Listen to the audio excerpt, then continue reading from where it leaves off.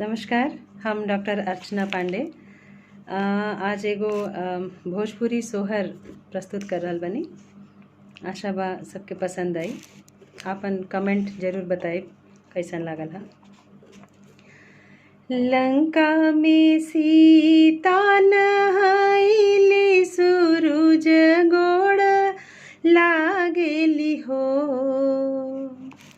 हे ब्रह्मा तिरिया जनम जनी दीह बहुत दुख हो लानु हो। लंका में सीता नहाइली सूरज गोड़ लागेली हो। हे ब्रह्मा तिरिया जनम जनी दीह बहुत दुख हो लानु हो।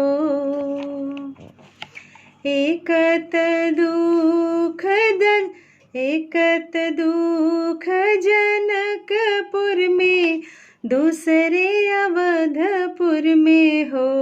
ललना तीसरे रावण हरि लिहले बहुत दुख हो लानु हो।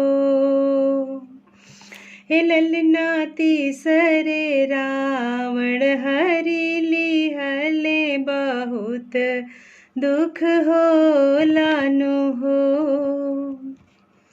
अपना महल में से मंदोदरी सीता से अरज करे हो।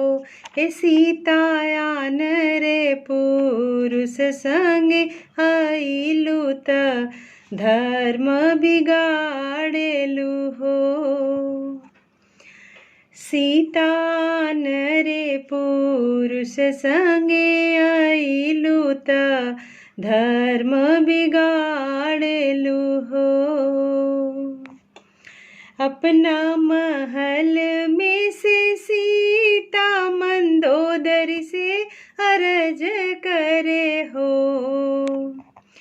मंदोदरी राम जे आई है पलटनिया लछन दोनों भैया आई है हो। मंदोदरी राम जे आई है पलटनिया लछन दोनों भैया आई है हो।